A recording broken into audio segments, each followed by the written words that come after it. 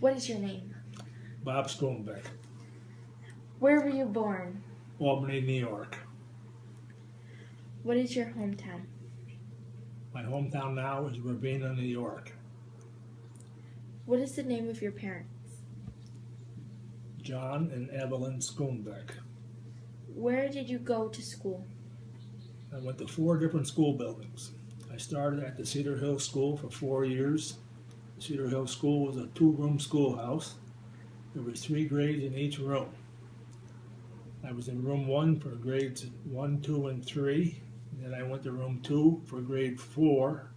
At that time, they moved the 5th and 6th grade to the Selkirk School. So when I got to the 4th grade, it was just the 4th grade in there, not 3 other grades. Then when I went to the 7th grade, my family moved from Cedar Hill to Glenmont, so I went to the middle school in Bethlehem Central. Then I went to the high school in Bethlehem Central. And I graduated in 1961.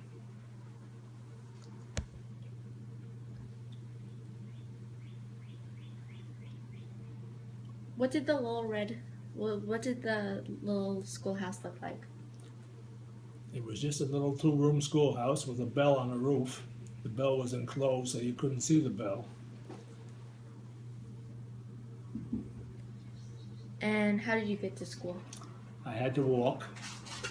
I lived about a mile from the school, so every day I walked a mile over and walked a mile back after school was out. Was the Little Red Schoolhouse segregated? There was no black children in the school until I got to the 4th grade. Halfway through my 4th year, there was a black girl that came to the school. The teacher told us that she would be coming, so all the students were prepared when she came, and everybody liked her and everybody got along good. What did you do for a living? I did a lot of jobs. When I was a teenager living at home with my mother and father, I had a paper route. There was a newspaper from Albany called the Knickerbocker News. I delivered that for 4 years.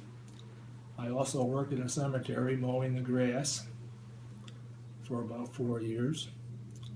And when I graduated from high school, I went to work for a building contractor, building houses.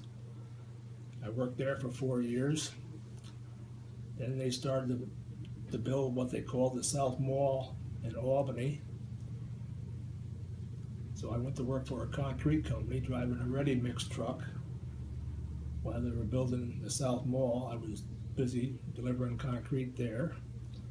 Then I became a New York State Trooper for 21 years. Then when I retired from the state police, I again went back to driving trucks. I drove gasoline tankers. And then I retired, and here I am today.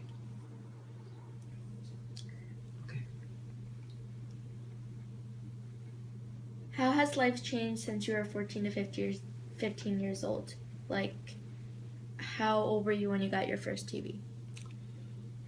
Okay, I was probably in the 2nd or maybe the 3rd grade when my family got their first TV, so I was 7 or 8 years old. The first TV I saw was my aunt had a TV. It had a real small TV screen, and a magnifying glass was put in front of the small screen to make it look bigger so you could watch it.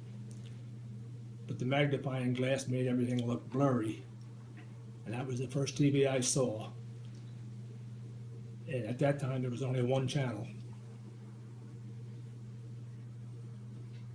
What channel was that?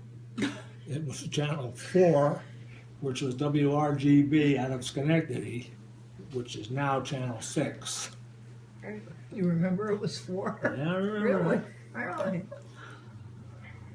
What do you remember the most about the 20th century? Anything important that's ever happened to you? That happened to me. Nothing important ever happened to me. There was a lot that happened in the world. I remember the moon landing. That was interesting. The United States was in a race with Russia to see who could get a spaceship to the moon first. And the United States won. Did you like watch it on TV? Yes, it was on TV, so I did watch it on TV, yes. How old were you when World War II was going on? I was born during World War II. My father was drafted into the Army, so he was gone from probably the time I was born until I was about 3 years old. So when he came home from the Army, he was like a stranger to me because I hadn't seen him for 3 years. Did your mom do anything to help in the war? My mom did. My grandfather owned apartment buildings where we lived. There was 3 buildings, and the middle building had a cupola on the roof where people watched for enemy aircraft. My mother used to go up in that cupola and watch for the aircraft. Did you ever go up there and look? I went up there a lot when I was a little boy, not to watch for airplanes, but it was still on the building where we lived.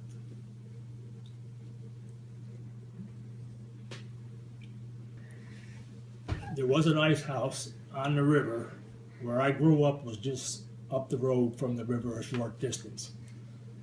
The ice house burnt down before I was born, so I never saw it. But the land and the foundation was still visible when I was growing up. My grandfather, Grandpa Schoonbeek, was a blacksmith. They used to cut ice on the river, and they hauled it away with horses. So his business was to keep the horses shoed, which at that time was a good business for him. He was a blacksmith for a good many years and made a good living because of the horses pulling the ice up out of the river. And also there was a sand company in the area where they had molding sand, and he used to shoe the horses for that company also.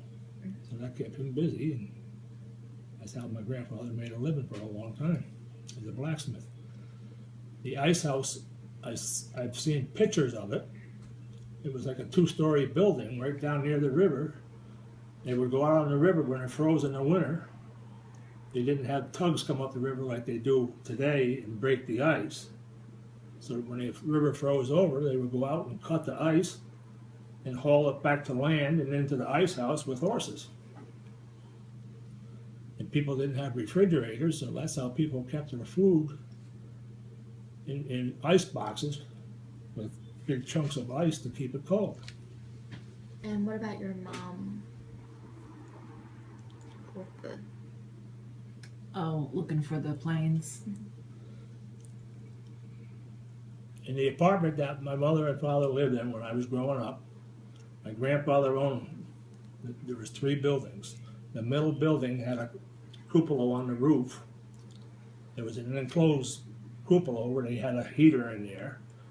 And during World War II, women would go up in that cupola because it was high up and they could look out and see the sky and watch for enemy airplanes coming. And my mother used to go up there and work as a watcher and watch for enemy airplanes. Luckily for us, the enemy never came over to this country, so she did not see any enemy airplanes. Who was she mostly looking out for? Who was she looking for? Well, back in World War II, we were fighting Germany, so she was looking for German airplanes.